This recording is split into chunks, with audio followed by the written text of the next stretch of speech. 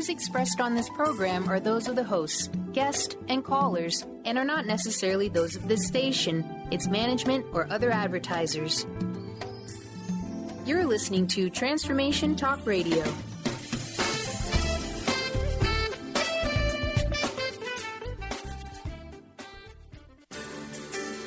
On the cutting edge of the new mainstream, Christine Upchurch is passionate about bringing together science, psychology, and spirituality in a way that can be applied to our everyday lives for true transformation. The Christine Upchurch Show, stellar conversations to illuminate your journey, engages some of the most inspired visionaries on the planet in lighthearted, lively dialogue. Join us as we explore the expansive nature of reality in a down-to-earth way, offering you insights and tools, empowering you to become that bright light you're meant to be. Now, here's your host, Christine Upchurch.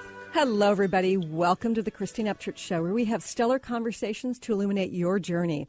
I'm speaking to you today from, drizzly, cloudy, KKNW AM 1150 here at Hubbard Radio in the Seattle area.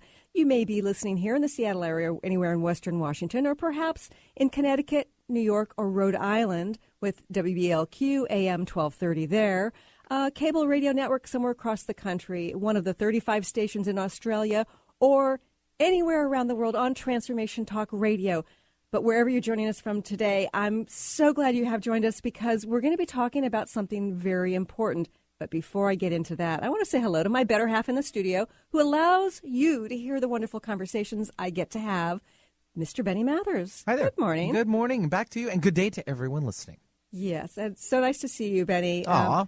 This is the 6 days after the big game. I love how everyone approaches this whole thing because, it's big for us. The Seattle Seahawks are on to another Super Bowl. It's back-to-back. Hopefully we can have another win. With all the news of us winning the game, and we were down with 3 minutes to go, and we just staged this huge rally. It's unreal. It's still the talk. It is. It was amazing. Yes. And I think that it must have been all those hawk sounds that you put on the radio last week. I'm glad you said that because I'd be more than happy to play another one right now and just remind listeners that we're very proud of it here, and we wish them good luck, as well as to our neighbors to the east, the New England Patriots.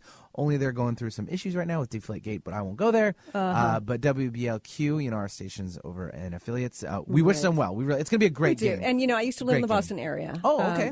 I moved there when I was 15 years old, and I actually did my undergraduate work at UMass Amherst. Oh. But, of course, I'm rooting for the Hawks. Hometown. Yes. You got to.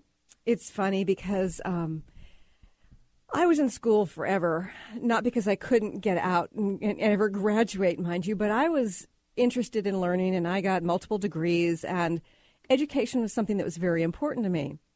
And my mind worked in a particular way, and I just sort of accepted the fact that, that's the way it worked, and I figured that's the way it works for everybody. And then came along my first son, who, he was different in the sense that he was not auditory at all. It's like I could give him a list of 3 things to do, just say, Riley, go do this, this, and this. So very simple tasks. And after the first one, he'd turn and he'd say, Mommy, what's the next one? When he was young, it was really clear that he wasn't learning very well through the auditory, but give him something visual. Oh, my goodness. He would remember it in great detail.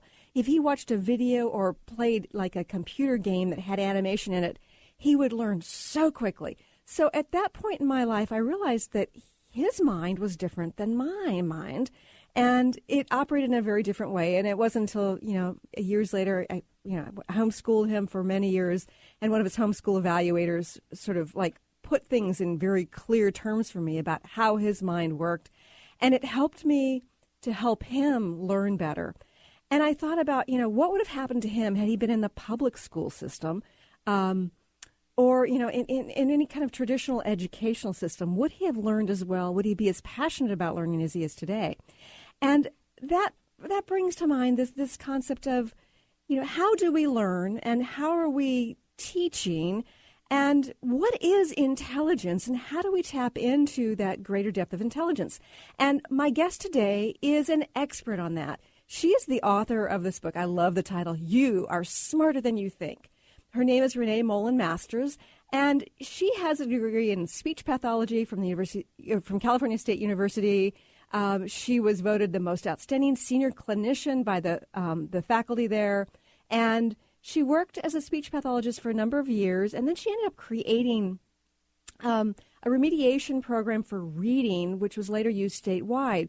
And she eventually developed this program, You Are Smarter Than You Think, because it actually taps into strengths of people's learning so that everybody can be smart. And, I'm so glad that she's here today. Renee Mollan-Masters, welcome to the Christine Upchurch Show. Thank you for having me. I'm so glad to be here. This is such an important conversation because so many people, whether they're in school currently or they were in school once upon a time, feel like they've been categorized as either smart or not so smart. What prompted you to start to look at intelligence in a new way? Well, it happened sort of in a serendipitous kind of way. I had an experience when I was in second grade where my very best friend got moved to third grade, and when I asked her why that happened, she told me that the adults had told her that she was smarter than the rest of us. Ah. And so then, fast forward, we end up in a botany class together our freshman year in college. And this particular botany class is taught experientially, where we hold on to a pine cone if we're talking about pine cone. Right. Okay, and the test is given the same way. Well, at the end of the first test, I had gotten the highest grade in the class, which floored me. I'd never gotten the highest grade in any class. And she got a C, and she had studied. And interesting. I did not understand what happened. I thought, what went on here? What is this all about? Right. And then I went on, and I happened to major in something that was experiential, which was speech pathology, where we would work in the clinic, and then we would study it in the classroom. And that really worked for me, and I did very well. But then I was doing research for another project that I was working on, and I ran across Dr. Howard Gardner's book, Frames of Mind. And when I read this book, it was like every experience I had had in school all came together, and I understood what he was saying. And he was talking about how brains are more different than fingerprints, and that different brains need different things in order to learn. So I got excited about it and started working with students, and I began teaching a college success class. And like a lot of teachers, I took that information and thought that maybe if I taught and hit all these different learning styles, that my students would learn. Right. But what I found out is that didn't work. And I think a bunch of teachers have tried that and been unsuccessful and scratched their head and said, what did I do wrong?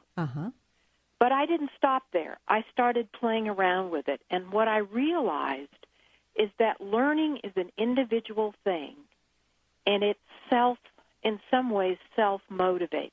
And so I began to experiment with the students, learning what their learning style was, their brain talents, and then showing them how to transform any learning situation. So if a teacher is a linguistic teacher and they're talking in a linguistic way and the student is spatial, I show that spatial student how to take spatial notes so that those linguistic words coming at them didn't matter. They took the notes in a spatial way and they got the information. And when they read textbooks and studied for tests and took tests, they all used their brain talent instead of something else. So, first of all, let's talk a little bit about how we generally teach in the public schools. What approach is typically used? Well, schools were developed a long, long time ago by psychologists who said that intelligence had to do with with linguistic and logical ability. Thus, we have reading, writing, arithmetic. Right. Okay. And there's nothing wrong with that. It's just that it doesn't tell the truth. It's leaving 2/3 of the population outside the equation. And they don't even tell them that they're outside the equation. They just let them feel stupid. So what does it mean to be outside of the equation? It means you don't fit in. Okay. I never felt like I fit in school. You did. Uh-huh. Okay.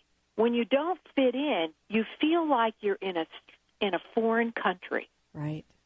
And you try and do the best that you can, and it never measures up, and you end up thinking, boy, I am really stupid. Mm. And that little voice stays inside of you, and the feeling that I used to have is they're going to find out about me. Mm-hmm. You know, I had some success, and I thought, boy, one of these days they're going to find out that I'm a fake. Oh, dear. Oh, dear. And that doesn't exactly give you motivation to learn more. It's, you know, it's about treading water. Exactly. And 2/3 of the population fall in that category. Well, then something's very broken about our educational system, and I'm so thrilled to have this conversation with you, Renee, about how we can approach things differently. And we're going to get into some more details after we take a quick break. More with Renee Mollan-Masters.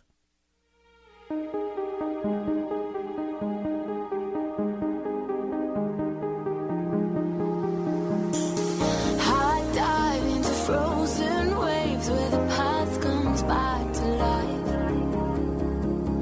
Fight fear for the selfish pain, it was worth it every time. What does a Dentist of the Year get? A little plaque. Welcome to Smile Big, where we offer cosmetic, restorative, and preventative dentistry. Dr. James Rosenwald and Dr. Susan Abdenor work hard every day for their clients to be happy to smile with the latest equipment for complete smile restoration for anyone. The sooner you call, the sooner they can help. Call 425-454-4040 or email scheduling@smilebig.com. You can even visit our website at smilebig.com. I'm Peggy Snow with another Stellar Reflections Minute. Presence, or what we think of as being fully in the moment, is a key element in the process of healing work.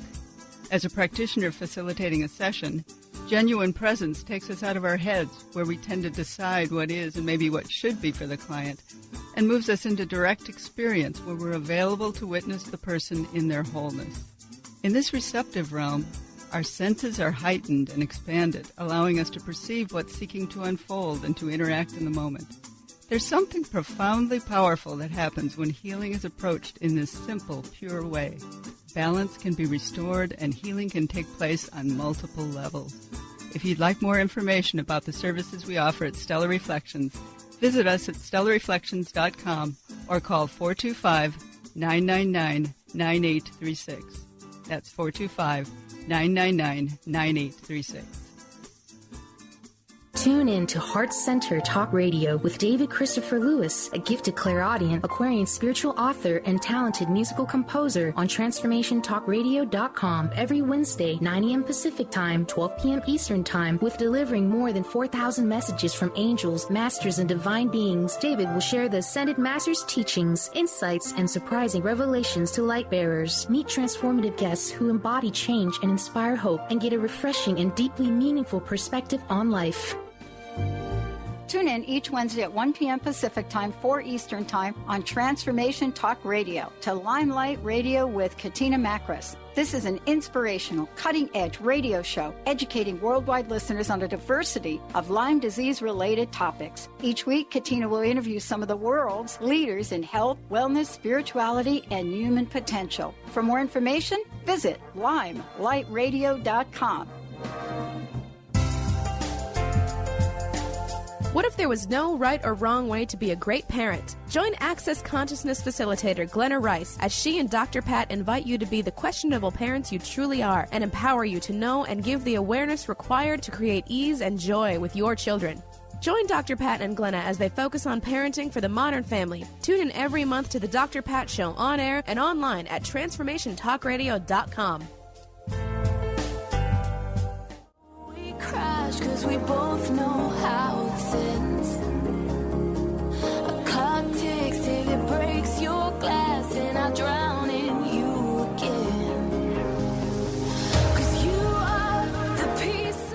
Welcome back to the Christine Upchurch Show here on KKNW and Transformation Talk Radio. I'm having a conversation today with the developer of You Are Smarter Than You Think program and the author of that book, Renee Mollan-Masters. Renee, before the break, we were talking about tapping into a particular type of intelligence within each individual. The question is it the teacher who needs to teach in ways to help students access the information, or is it something a little bit different than that? No. See, what I discovered is that you can stand up there and teach your tail off, but it's not possible to reach every person in that room. It just isn't possible. Well, maybe it's possible if you work, if you really do a lot of work, and it's not necessary is what I'm trying to say. Uh-huh. The truth is, learning happens inside the student. Right. Okay? And a teacher can't make a student learn. There has to be a motivation within that student. Mm-hmm. So why not empower the student to know what they need to do in order to learn? Then what they can do is they can transform any learning situation into something that works for them. So they don't have to wait for it to be dished out in a particular way to them. They can take whatever is thrown their way and reprocess it if they need to. Exactly. And it gives them amazing power, and it inspires them. They get really excited in the classroom. Teachers report that when they have a classroom full of these students that are self-responsible, they're on fire. Wow. They're raising their hand. They're thinking outside the box. They're critical thinking. Now, most classrooms today, you walk in, the teacher is spoon-feeding information. Right. And the kids are memorizing. Yeah. So in this era of Google, fast internet, why are we loading up our children with just basic knowledge? Because we're enamored with the test result. Oh, dear. That's where the focus is, No Child Left Behind. It's all focused on the end result. And what's sad about that is we have lost our love of learning. Mm-hmm. It has gone out the window. It has, and that's very, very sad for me to see. And I know that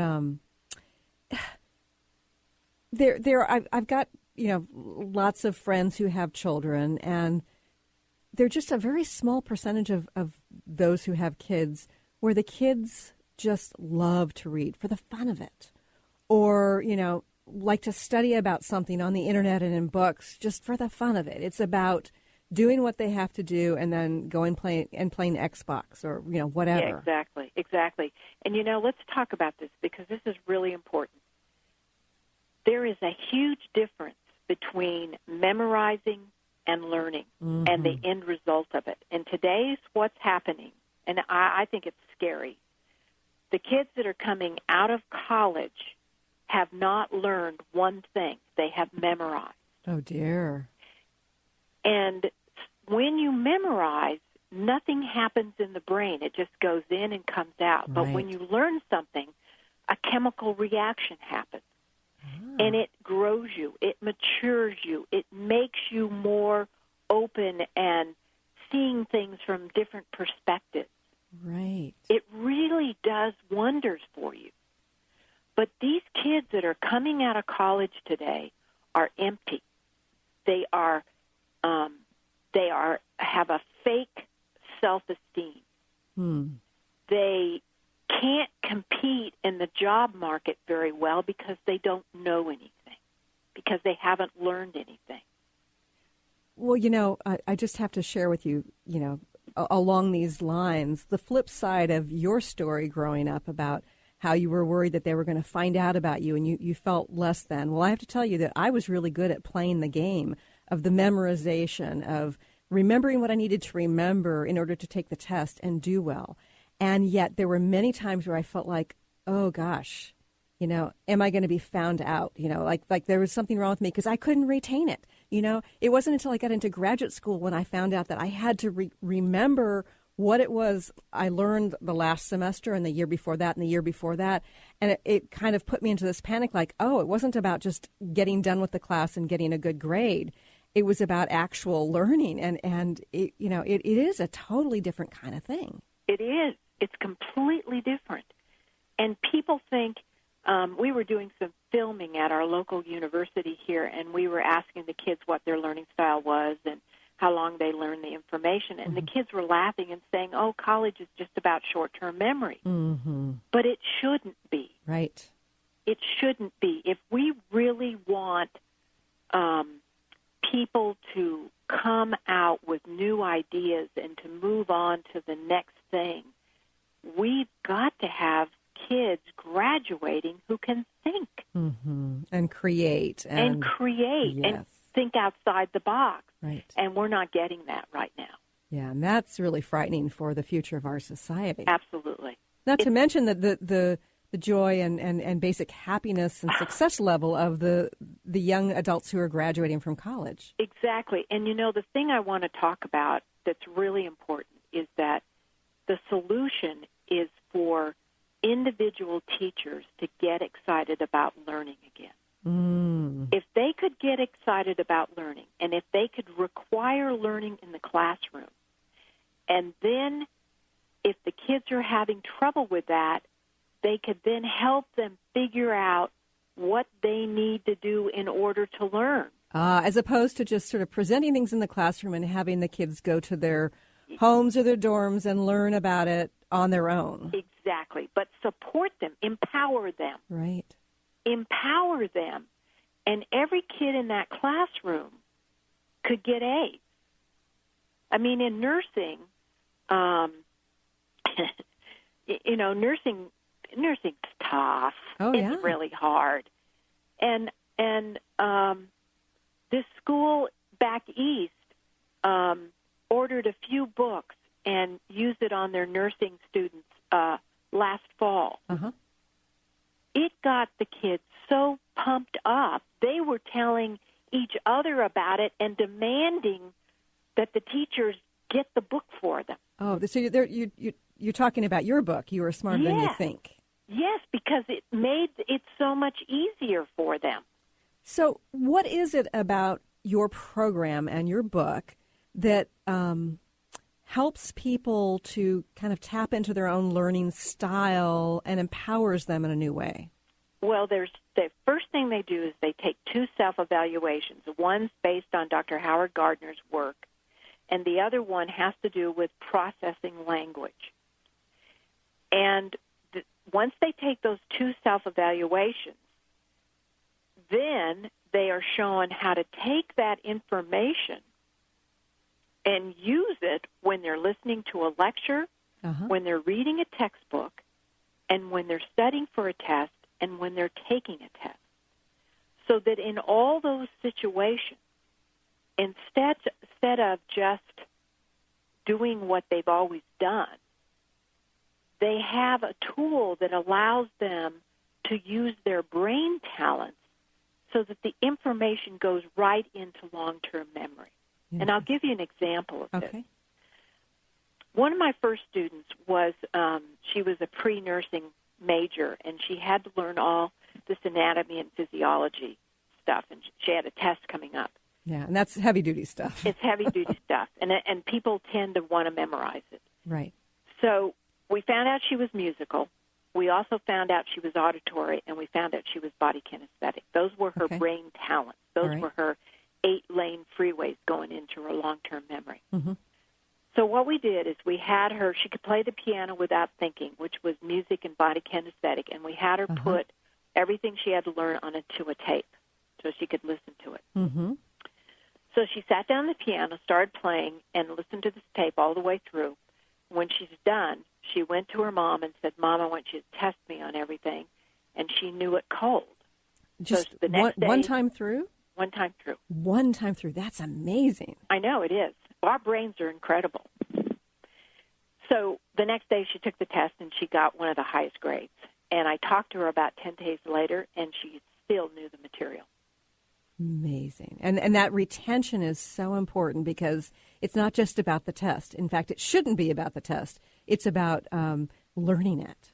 Exactly. And she was pre-nursing. So as she was remembering, like nursing instructors have always said to me, Renee, it drives us crazy because they take anatomy and physiology and they take microbiology. And there's as a pre-class, right. Okay? So that when they get to nursing, they have those two things, and most of them don't.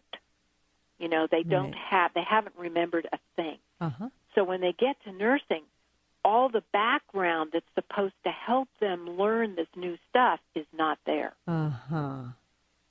And probably they use the same approach to learning that they used the first time around, which is going to be as effective or as ineffective as it was the first time around. Mm-hmm. Yeah. Yeah. We're going to have to go to another quick break in just a couple of moments, but when we come back, Renee, I'm going to want you to just to spell out for us what the different types of learning strengths are, the different categories, and talk a little bit more about this within the context of classrooms, but also have you share some information about how this can be helpful for those of us who are no longer in school. When we return here in a few moments with Renee Mollan-Masters on the Christine Upchurch Show.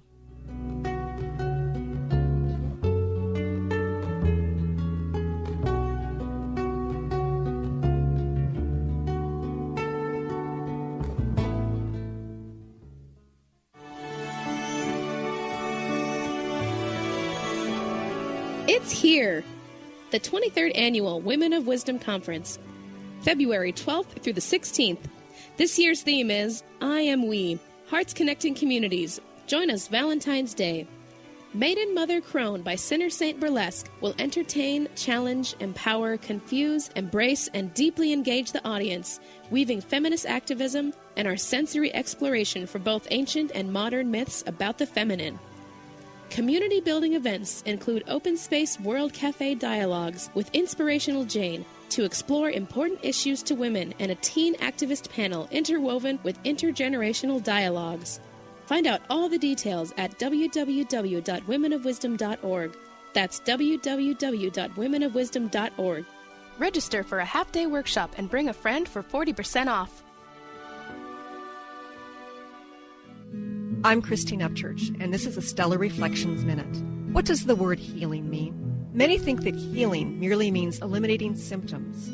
However, based on my many years as a healer, I have a much broader perspective on the word. Healing can manifest in a variety of ways, including having physical problems resolved, becoming more emotionally centered, experiencing better relationships, gaining greater clarity, and feeling more spiritually connected. True healing always includes some level of transformation. Whatever form healing takes, there is one commonality, an improvement in quality of life. To me, the highest form of healing goes beyond aligning with wellness. It comes from recognizing our soul's voice and allowing it to speak through us. And in that sense, don't we all yearn to heal into our wholeness? Please visit stellarreflections.com or call 425-999-9836. That's 425-999-9836.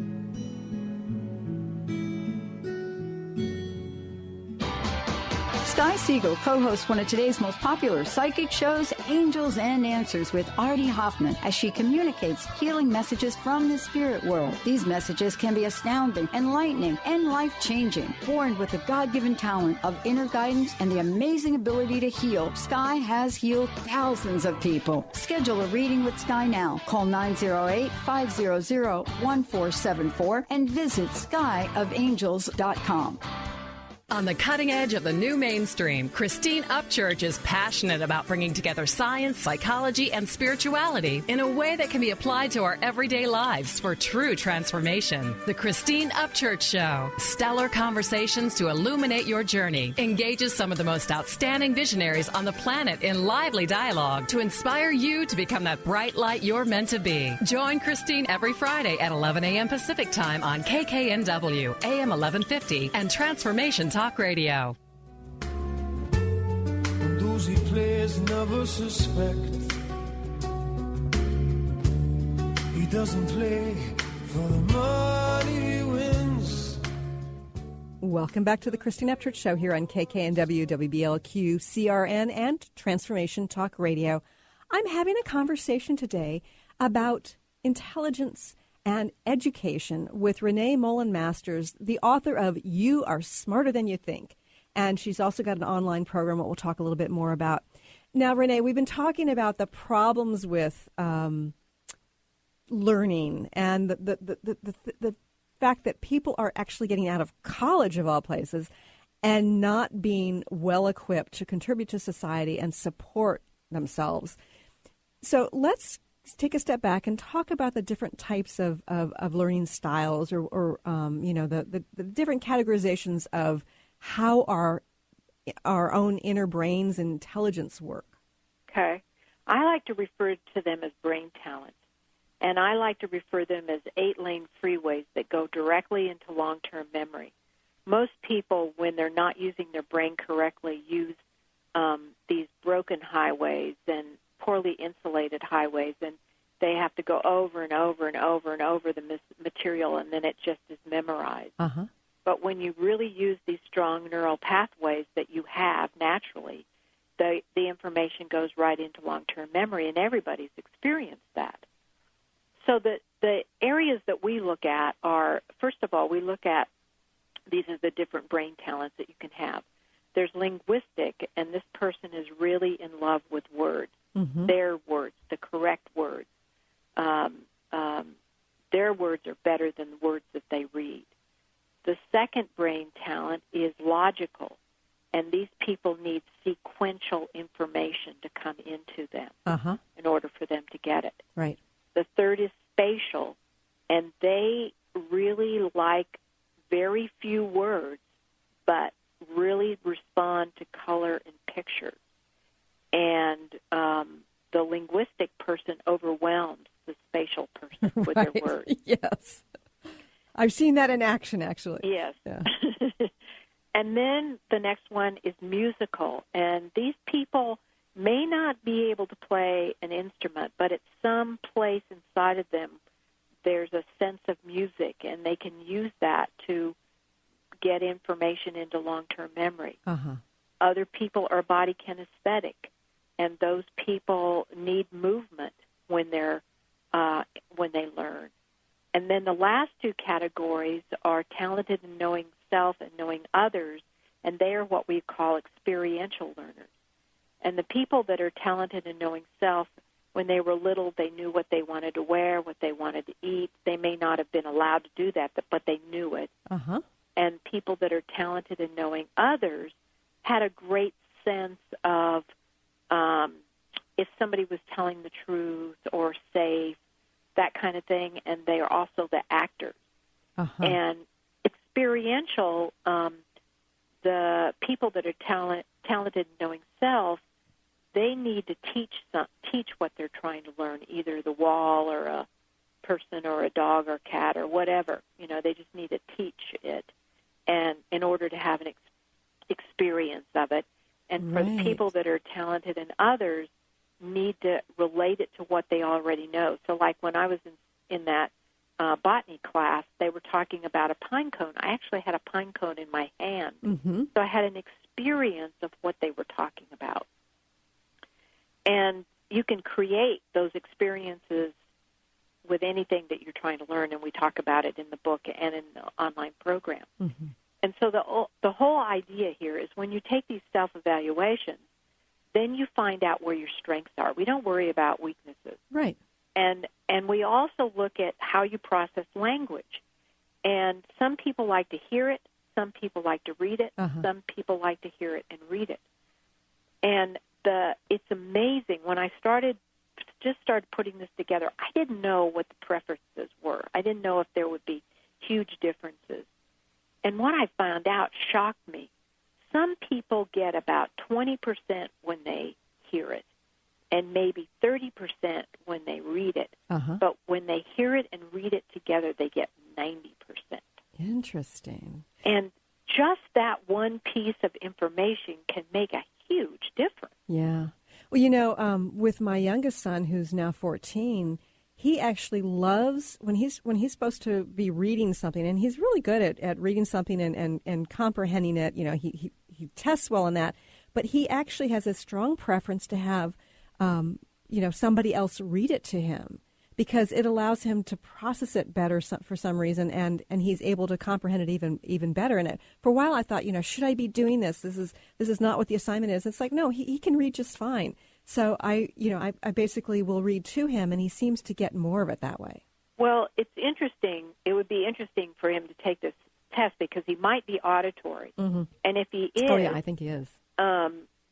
There's a way for him to get auditory books and to make tapes himself. And, he can also have a computer program that takes the book, the letters, and then gives him the auditory. You might want to teach him how to do it himself so he's not dependent on you. Right. Which is important because you're not going to always be around. Right, exactly. Yeah. Yeah, eventually he's going to be thrilled to be moving out, yes. Exactly. So, eventually he's got to do it on his own. Right. But it's good that you know that piece of information. Mm-hmm. But, with the computer, there's just so much available. Like if you are a blind person, there's software that will take a book and read it. It looks at it. It's not expensive software. Uh-huh. And you just run this thing over the page, and it reads it to you. Interesting. It's really fascinating. There's all kinds of software stuff now available. And I'm also fascinated by the musical piece of it. When we're talking about how there's some people who never even learned to play music, but the music helps empower them to get that information into their long-term memory. Yeah, they have a musical talent, Mm-hmm. and the musical talent, they may not sing, they may not, it comes out in some way, Mm-hmm. and we have questions that we ask them. They might be a dancer. They might be someone that just, when music is playing, they can't hold their foot still. Uh-huh. It comes out. Okay. All right. So, you've laid out the various types of brain talents, as you call them. Now, how does somebody get evaluated for this? Well, it's in my 2 self-evaluations that are in my book and in my online training. Mm-hmm. You take a look at how you were as a kid, because before age 5, you were more connected to your true self. Ah. So we ask you questions like, how were you when you were under the age of 5 with this particular thing? And most people can answer the question. Uh-huh. But if they don't have memory of it, I ask them to go with their first impulse, because the impulse is always correct. Uh-huh. And so that's what we do, is we ask questions. After a series of questions, we can tell where their strengths are. And it's pretty accurate test. I mean, we've been doing it for 25 years, uh-huh. and thousands of people have used it and been successful. So how do people find their way to your online program?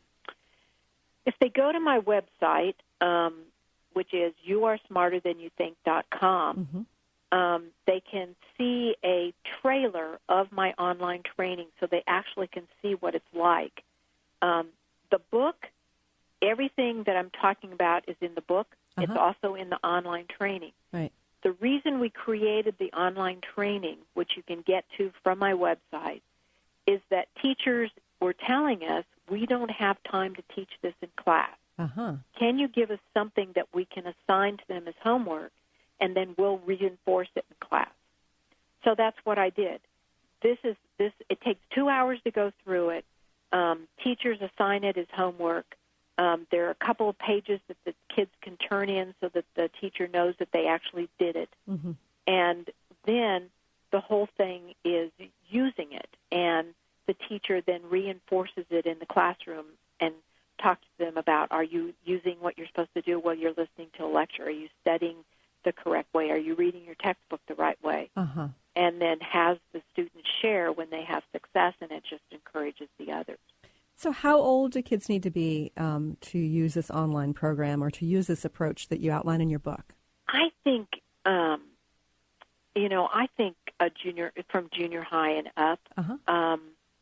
And the the problem that we have in school is that the expectation is so low. And teachers would deny that. But if you give tests that will allow a student to memorize the material and spit it back like a robot, you have a low expectation. You betcha. And so if a student,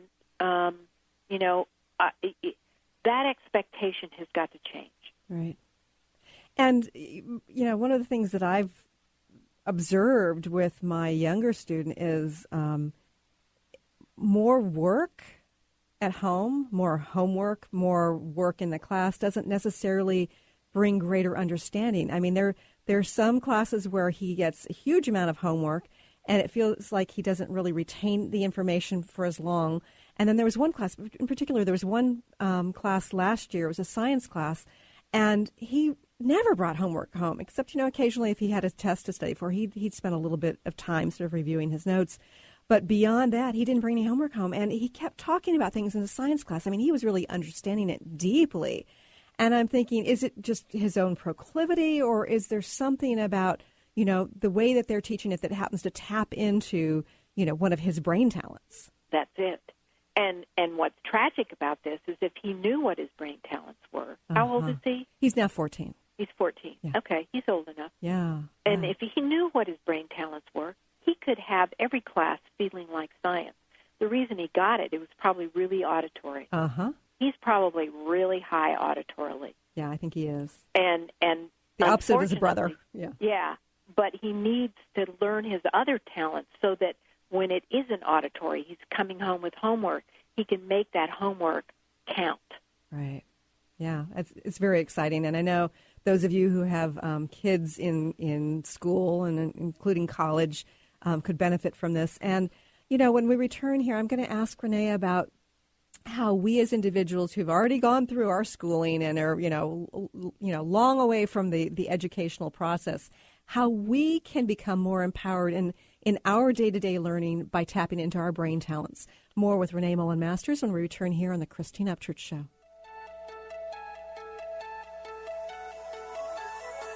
A spark soaring down through the pouring rain and restoring life to the lighthouse.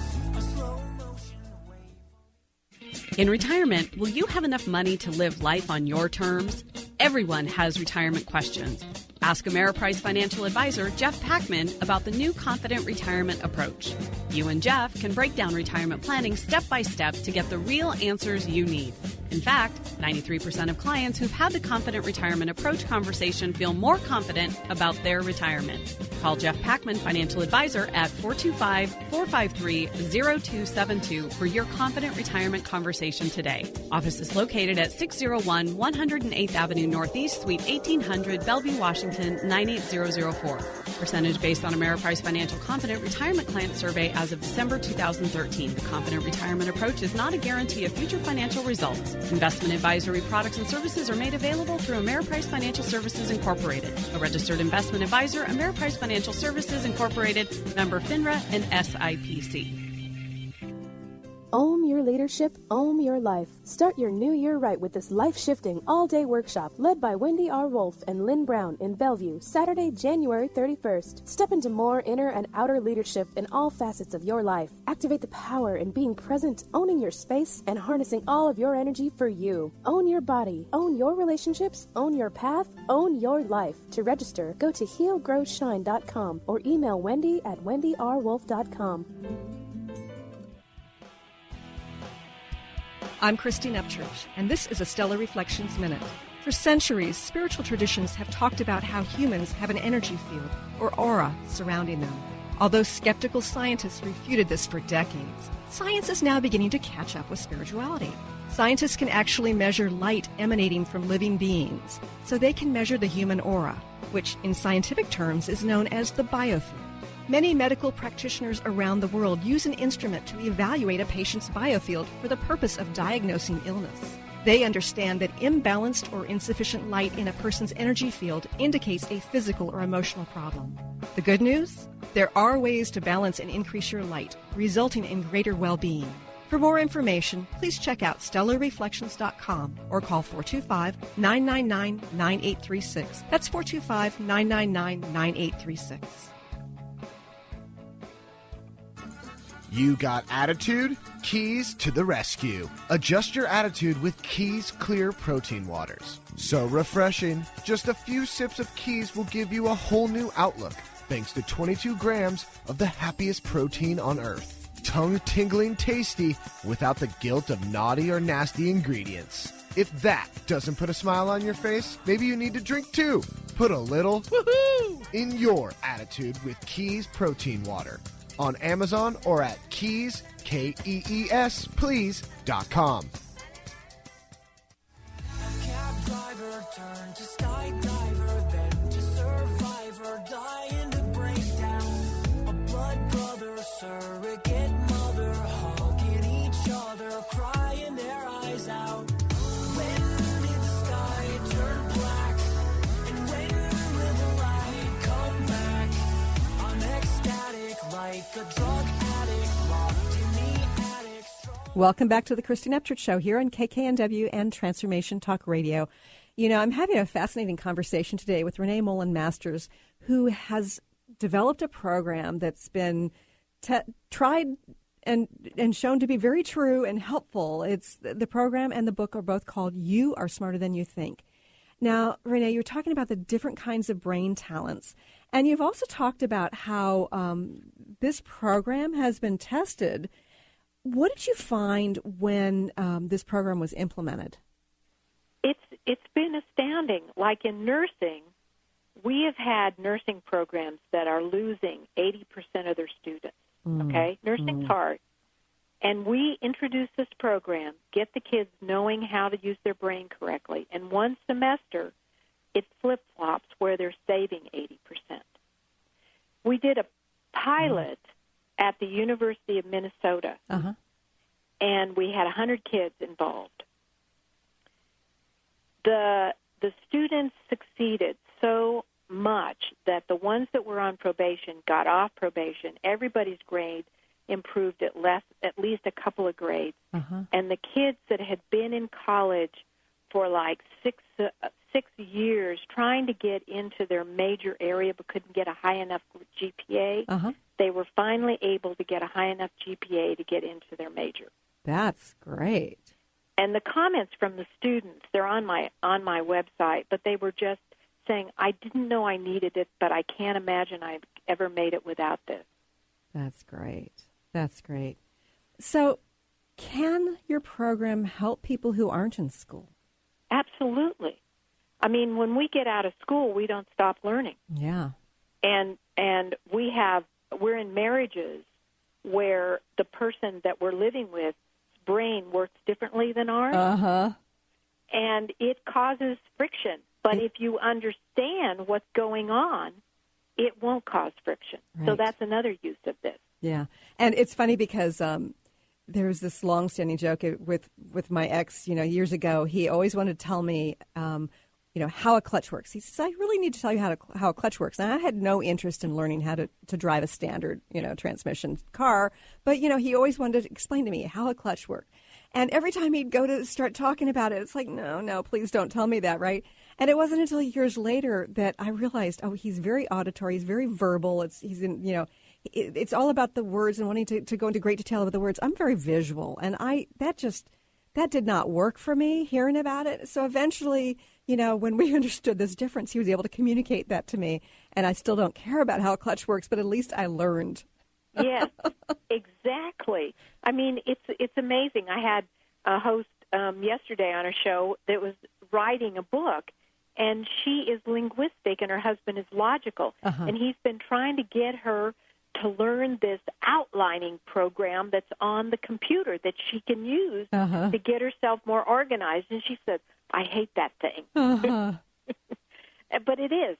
It's just the way it is. We are all so different. And if we just had an appreciation for ourselves, it would help us to have an appreciation for this person that's standing in front of us. Right. Right, and to understand that there are differences, because it's so important when we're interacting with others, in personal relationships, including parent and child, to understand that people's brains work differently from ours. And it's not that they're trying to be a problem. They're just different. Mm-hmm.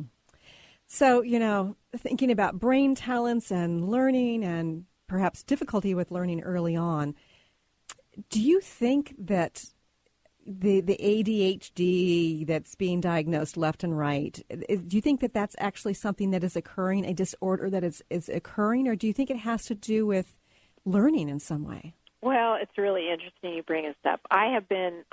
This program has been used by a number of different learning disability programs at the university level. And at Sacramento State College, I got called a few years ago, and this teacher said, it's really interesting. Once our students learn how their brain functions, they're no longer learning disabled. Oh. And they don't need our program anymore. That's great. And what's happened is what happens, and the reason I know about it, because, I was a speech pathologist, and we pigeonhole people. We don't know what to do with them, so we'll pigeonhole them. Right. And we'll label them, and we'll put them into this hole because I don't know how to work with them. And we do that all the time. And we label people. Mm-hmm. And it's not fair. Yeah. And it's not right. It may not, I don't know. It's just not correct. Right. So how do you feel about the fact that so many children are getting drugged in order to deal with their learning disability? Well, I don't know. I can't. I think it's to make a blanket statement is not going to be a fair statement because I know I was raised with a brother who was autistic, and my parents did not know how to deal with his behaviors. Right. And they needed every kind of help that they needed, and they didn't get it. And I'll tell you, if I was a mom and I had a kid that was autistic, it's tough. Mm-hmm. It's really tough. So I don't know the answer to that question. Right, right. Well, it sounds like if utilizing this program and tapping into individuals' brain talents can help, people go from like disabled to no longer disabled, then, perhaps some of the kids who are getting diagnosed with ADHD, if they tapped into their brain talents, then they were able to learn, and it would no longer be an issue for as many. Yes, I think that's true. I think that's true. And I think that if we could just, shift the thinking from being so focused on testing and be focused on the wonderful excitement of learning. It's kind of like, I don't know if you've ever been in a Montessori classroom. Oh, yeah. Or a Waldorf my son was in a Montessori school for through 7th grade, rather. Isn't it fun to be there? Yeah, it's just like, whoa, this is so much fun. Exactly. And the things he was learning at, in 3rd grade, I'm like, I didn't learn that until I was in college. But it was just a different way of looking at things. No, and the kids are enjoying it. And our Waldorf school here where I live is just so, I always go to their Christmas fair because it's so filled with joy and spirit and fun, and it's like, it's addicting. Mm-hmm. And if we could just interject that into our schools, it would just be a whole wonderful, different experience. Yeah. Well, unfortunately, this hour has flown by. I know that you've got this online program. Can you remind listeners again your website? Yes, it is youaresmarterthanyoutthink.com. Yeah, and it's fascinating, and I want to learn more, both for my kids as well as for myself. And I'm so grateful to have you here today, Renee, and I'm grateful that you're doing the work that you've done. I just thank you so much for having me and for letting me, get the word out to people that might be struggling, because I really want to help them. Yeah, and that's great. And I thank you for joining us here today, and I look forward to talking to you again soon. You've been listening to the Christine Upchurch Show, stellar conversations to illuminate your journey. Each week, this show engages some of the most outstanding visionaries on the planet in lively dialogue to inspire you to become that bright light you're meant to be. Join Christine every Friday at 11 a.m. Pacific Time on KKNW, AM 1150, and TransformationTalkRadio.com. For more information about the transformative healing work of Christine, visit www.stellarreflections.com. And for weekly topics, visit www.transformationtalkradio.com.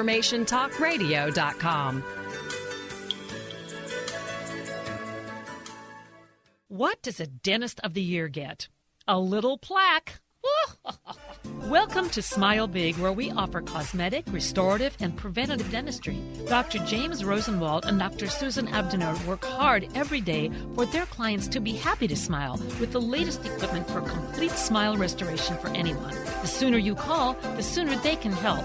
Call 425-454-4040 or email scheduling@smilebig.com. You can even visit our website at smilebig.com. I'm Peggy Snow with another Stellar Reflections Minute. Presence, or what we think of as being fully in the moment, is a key element in the process of healing work. As a practitioner facilitating a session, genuine presence takes us out of our heads, where we tend to decide what is and maybe what should be for the client, and moves us into direct experience, where we're available to witness the person in their wholeness. In this receptive realm, our senses are heightened and expanded, allowing us to perceive what's seeking to unfold and to interact in the moment. There's something profoundly powerful that happens when healing is approached in this simple, pure way. Balance can be restored and healing can take place on multiple levels.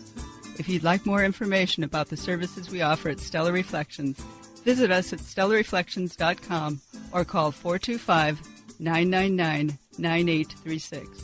That's 425-999-9836. Tune in to Heart Center Talk Radio with David Christopher Lewis, a gifted clairaudient, Aquarian spiritual author, and talented musical composer on TransformationTalkRadio.com every Wednesday, 9 a.m. Pacific Time, 12 p.m. Eastern Time, with delivering more than 4,000 messages from angels, masters, and divine beings. David will share the Ascended Masters' teachings, insights, and surprising revelations to light bearers. Meet transformative guests who embody change and inspire hope and get a refreshing and deeply meaningful perspective on life. Tune in each Wednesday at 1 p.m. Pacific Time, 4 Eastern Time on Transformation Talk Radio to Limelight Radio with Katina Makris. This is an inspirational, cutting-edge radio show educating worldwide listeners on a diversity of Lyme disease-related topics. Each week, Katina will interview some of the world's leaders in health, wellness, spirituality, and human potential. For more information, visit limelightradio.com.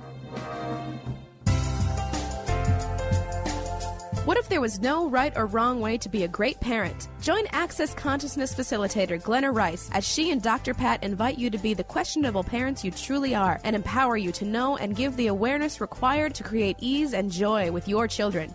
Join Dr. Pat and Glenna as they focus on parenting for the modern family. Tune in every month to the Dr. Pat Show on air and online at TransformationTalkRadio.com.